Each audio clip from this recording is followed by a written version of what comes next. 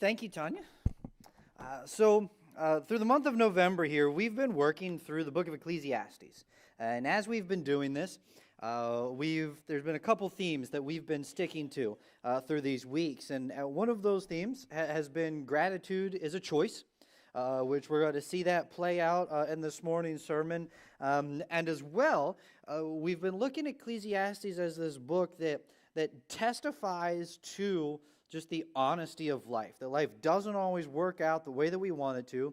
And because of that, right, what it does is it allows us to develop a gratitude that I would say is a full-bodied gratitude, a full-bodied thanksgiving, where it's not that we ignore the bad stuff in our life. Like Ecclesiastes allows us to one, testify to the places in life where life isn't going our way, but also, at the same time, with the other hand, hold together the things that we're thankful for. I thought, this kind of plays out this little bit here in like when you're running out of gas in your car and the gas light comes on, right? If I'm the type of person where I choose to just ignore all of the bad stuff that is in my life, right? And I'm only going to focus on the good, right? And when my gas light comes on, I'm just going to be thankful for the gas that I have, and then I'm just going to continue to putt on my way until I run out of gas. And I ultimately end up not getting to where I need to go. Right? On the other hand, if I'm the type of person that just focuses on all the bad stuff that's in my life, right, and that gas light comes on, all of a sudden anxiety overtakes me and I begin to panic. And in the midst of the panic attack, what am I going to do? I don't know where to get gas. And so I just pull over and I just freeze and frozen in the anxiety and all of the chaos of the moment. And now I ultimately get nowhere. Right? But when we manage to hold both, right? Yes, I'm running out of gas. And I'm grateful for the gas that I still have. And I'm running out of gas, but I have enough to get to the gas station. Right? Is when we ultimately experience the fullness of what life has and we get to where it is that we need to go. And so we're going to see this morning, I've kind of been overskirting it and ignoring it, but this theme of just simple thanksgiving does pop up throughout the book of Ecclesiastes. And so this morning, we're going to pull it out and we're going to focus on it. If you don't already have your Bibles open, I want to invite you to open them or turn them on to Ecclesiastes chapter 9. Skipping over a couple chapters here, we've been in 1, 2, 3, and so we're going to be in 9 this morning. Ecclesiastes, if you're flipping through, I think the easiest way to find it is it's Psalms, Proverbs, Ecclesiastes. And so if you find Psalms, after that is Proverbs, and then Ecclesiastes is after that. Through Ecclesiastes, we've been focusing on this word Hebel. And so I keep using it, and so I want to keep reminding you guys of it and keep teaching you about it. It's a word that shows up 32 times in the book of Ecclesiastes, and in the scriptures this morning, they give a little bit of a different translation to it, but you'll see it in bold. And just a reminder that is the author, he's testifying to the Hebel of life, and it is the things in life that are meaningless or useless. The Hebrew meaning is like a smoke or a vapor. My favorite translations are absurd or futile. You'll hear me most often use the word absurd. Just life is absurd. It's Hebel. And that is what's going on. So as we look into Ecclesiastes 9, there is much of Ecclesiastes 9 here that you're going to find familiar with the book of Ecclesiastes. So I'm just going to get into it here, and we're just going to read and see what the teacher has. So the teacher of Ecclesiastes, he says, indeed, starting at verse 1, he says, indeed. He says, I took all this to heart and explained it all. The righteous, the wise, and their works are in God's hands. People don't know whether to expect love or hate. Everything lies ahead of them. Everything is the same for everyone. There is one fate for the righteous and the wicked, for the good and the bad, for the clean and the unclean, for the one who sacrifices and the one who does not sacrifice. As it is for the good, so it also is for the sinner. And as it is for the one who takes an oath, so also for the one who fears an oath. And this is an evil. It's an evil that is done under the sun. There is one fate for everyone. In addition, the hearts of people are full of evil, and madness is in their hearts while they live. After that, they go to the dead. But there is no hope for whoever is joined with all the living, since a live dog is better than a dead lion. Man, that's encouraging stuff. For the living know that they will die, but the dead don't know anything. There is no longer a reward for them because of the memory of them is forgotten. Their love, their hate, and their envy have already disappeared, and there is no longer a portion for them in all that is done under the sun. Skipping to verse 11. And again I saw under the sun that the race is not to the swift, or the battle to the strong, or the bread to the wise, or riches to the discerning, or favor to the skillful. Rather, time and chance happen to them. For certainly no one knows his time. Like fish caught in a cruel net, or like birds caught in a trap, so people are trapped in an evil time as it suddenly falls on them. Those verses are verses that when most people think of Ecclesiastes, they think of stuff like that.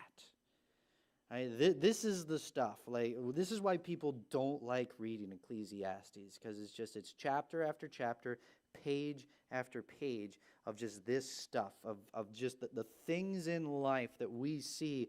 And Proverbs gives us all of these promises that if you do good things will happen to you. And Ecclesiastes says, absolutely not. I skipped over some verses there. Right? If we go back to the verses that I skipped over, verses 7 through 10, he says, so go, eat your bread with pleasure, and drink your wine with a cheerful heart, for God has already accepted your works. Let your clothes be white all the time, and never let oil be lacking on your head.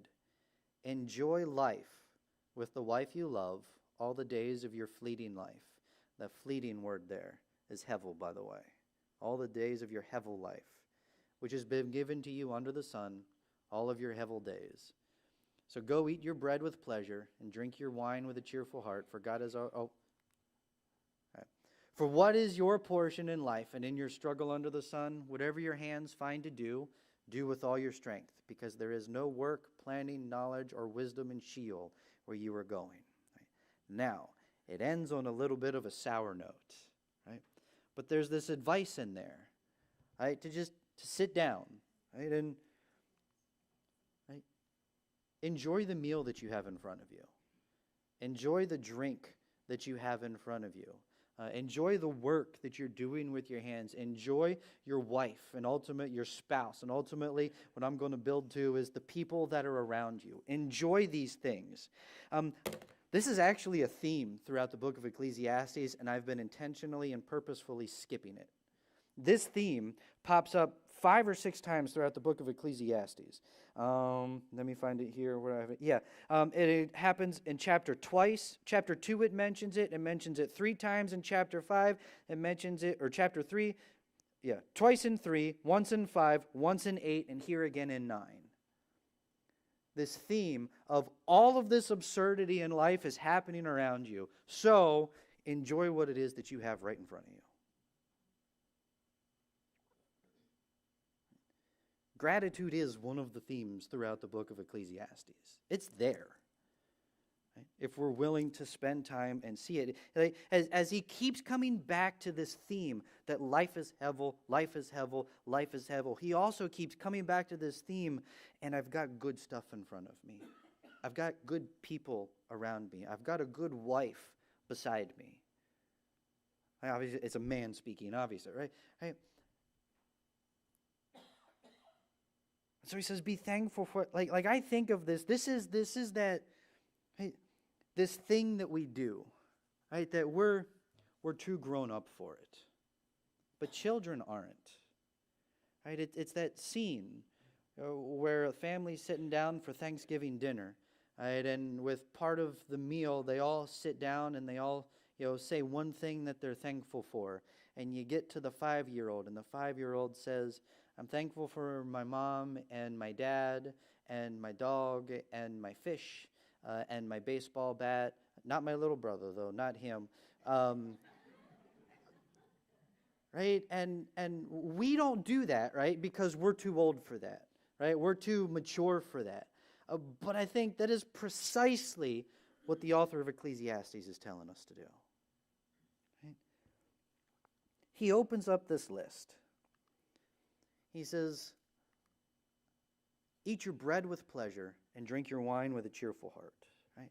Now, right, we always need to be making sure that we read the Bible in context, right? I shared at the beginning of this series that Ecclesiastes is to be read in partnership with the book of Proverbs, right? The book of Proverbs also gives warnings about drinking too much wine, right? But he says, sit down, right? And so what it is that you have in front of you, like, enjoy it. Earlier in this series, I talked about how like we were meant to enjoy life. Like we were given taste buds for a reason, right? To be able to enjoy the difference between sweet and savory foods, and to be able to appreciate, right, the different textures that go into making meals and all of those different, like he says, so take the time, like enjoy the good things, the pleasures that you have in your life.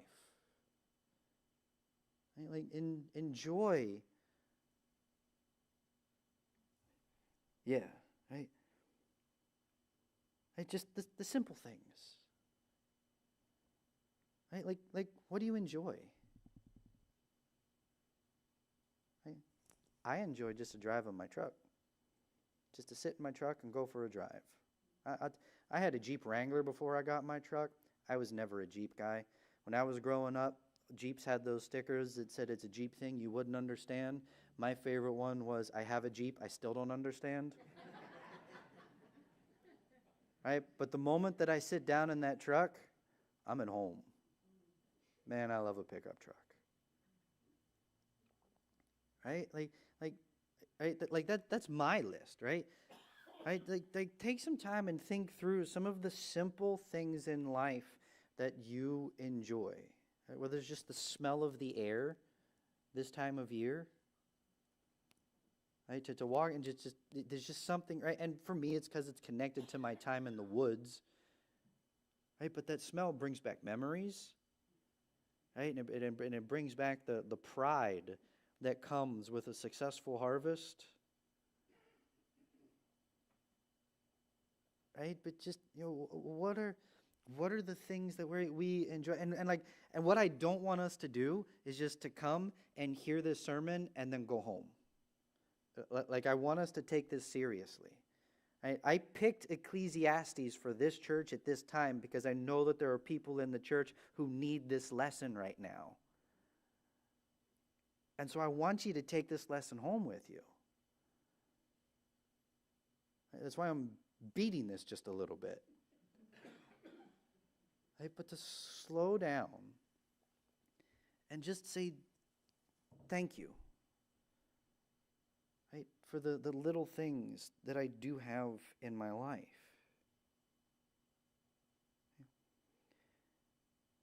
After he mentions the little pleasures in life, he says, enjoy the wife that you love. Enjoy your spouse.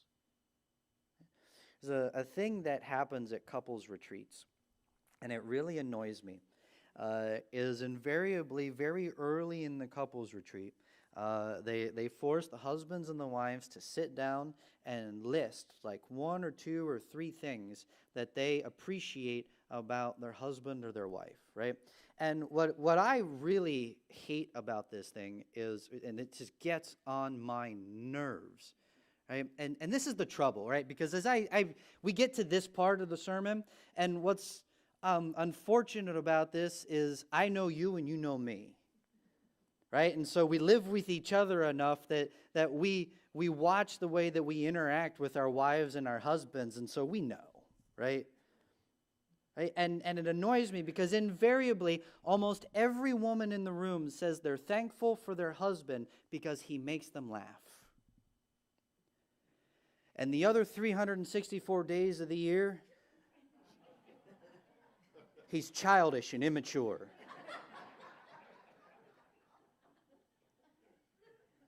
Right? What do you want? Right? He's childish and immature until you're backed into a corner, and then it's, I'm grateful because he makes me laugh. Right? So, but they do that. Right? And where I've wanted to take the conversation next, and I haven't been able to participate in one of these since then, okay, when's the last time you told them that?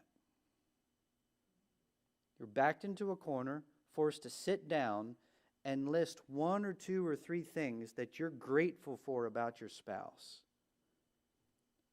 Now, when is the last time that you said that to them?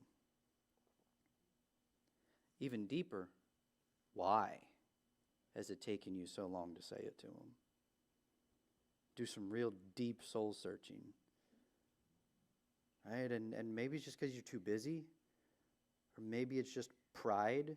They'd annoyed you, and so you're going to take it upon yourself to punish them and give them the silent treatment and not tell them these things. Right? But it's like this is your spouse. Depending on the translation, it says that your wife is your lot in life. Right? When I think of a lot, it means it's like it's your inheritance almost. It's something that's been appointed to you. Right? This makes me think of, I remind my wife on a regular basis that all of the times that she spent lying in bed crying, praying that God would give her a godly man.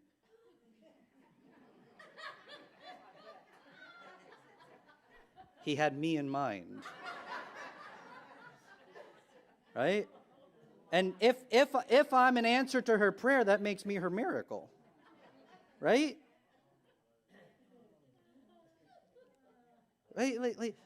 But he says enjoy. I know, and I've known, right? Because I know this room in particular. There are many in this room who wish they could have back their husband or their wife to tell them just one more time, I love you, or I'm thankful for you. Right? And I'll be honest with you, they do. They watch those of us who still have our spouses and sometimes think it's foolishness, the things that we argue about. Right? Even, I remember Shirley Graham's, right, bless her heart, these jokes, right, that we tell, especially, right, and I want to, right, I'm a man, right, and so much of this I am telling from the man's point of view, right, I get that, right, but, right, the jokes that we tell sometimes, right, the stereotypical jokes for men, right, we just brush our wives aside because they're emotional and, right, if they're angry at us, it's just PMS, right? And women, right, our husbands are just immature, big, dumb oafs, right? And Shirley Graham's would hate spending time with other women because of the way that they would talk about their husbands. And she would say, if they only knew how much they were going to miss him someday.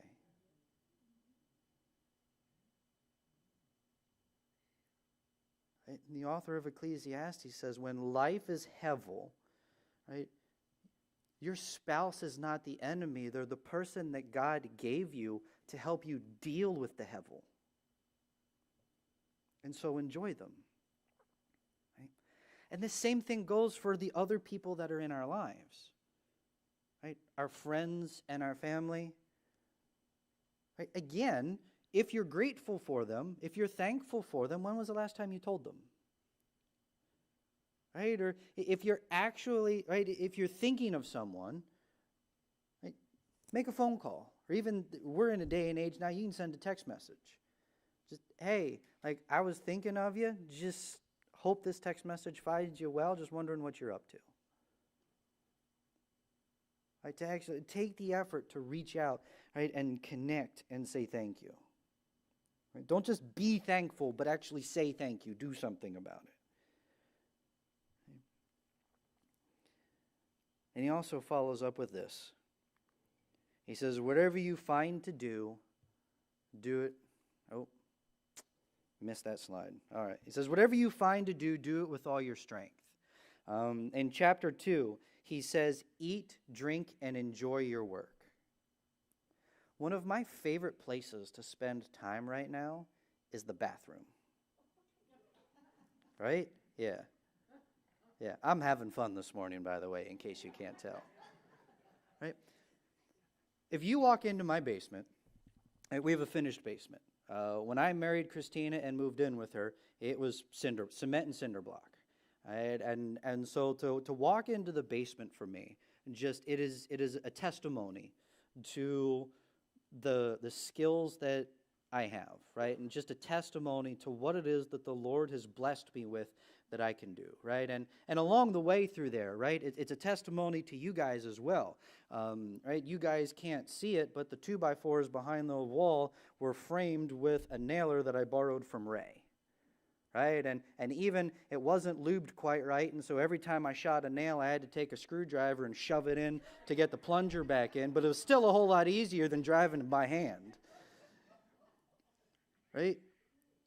Right, and the drywall work, and it's cute because you can see where I started the drywall work, and 3 years later, the drywall work and the skills that have advanced as I worked my way across the wall.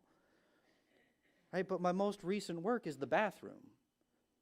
Right, and when I married Christina, it was a bright pink Hello Kitty bathroom, and I tore it all out, and it's got fresh floor, and I built a cabinet behind the toilet that hides the grinder pump, and right, and the toilet's brand new and sitting there and square, and the only thing I have yet to do is tile the shower.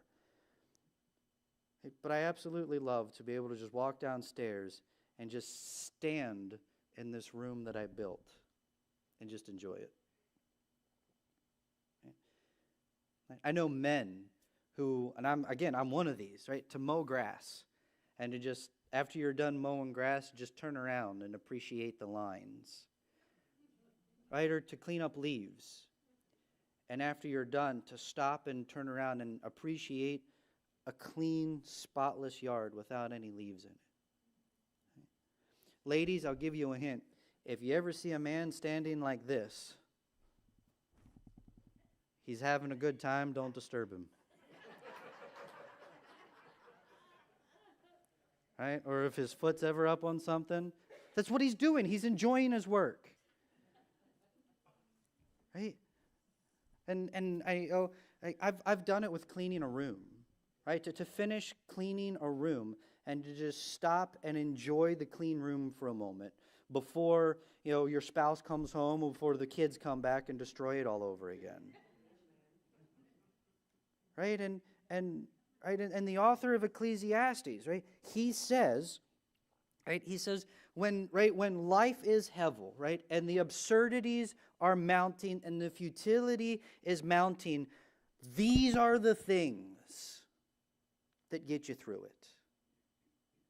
He said, and they seem mundane, right? And they can be. He says, but they're blessings. And he says, appreciate them, enjoy them. Right? And you guys are going to be grateful. We're going to get out of here about 10 minutes early this morning. Right? Because the truth of the matter is that life is Hebel. It's futile. It's absurd. Right? But the Hebel, the big, the small, God is God of all of it. Right? And either it is a blessing, or he's going to use it to bring blessing.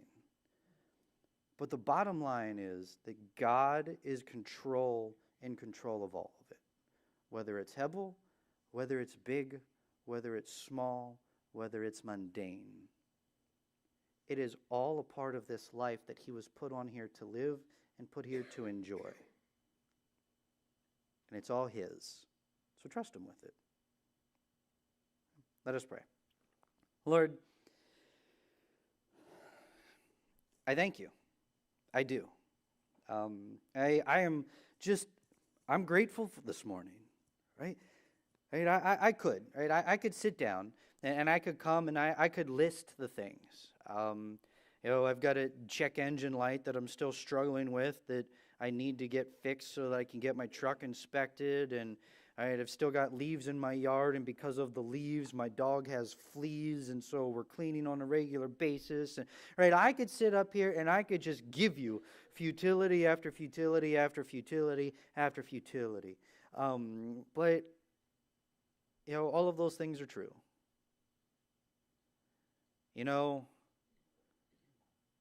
Life is also good. Right? I've come in this morning and had some wonderful conversations with wonderful people.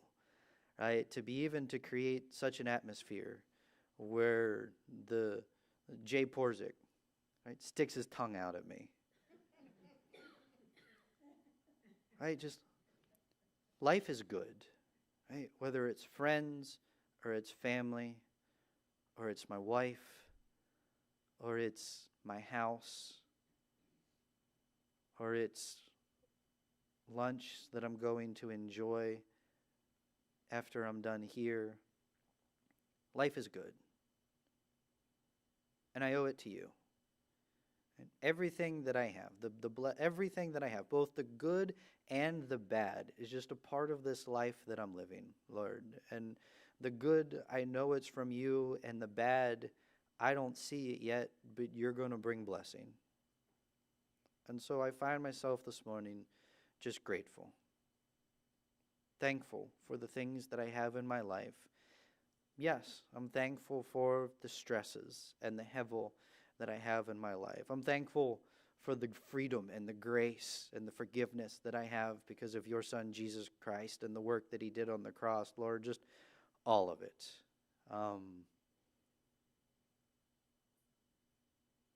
It's a great big thank you from me. Jesus, it's because of you that I pray this. And it's in your name that I pray this. Amen.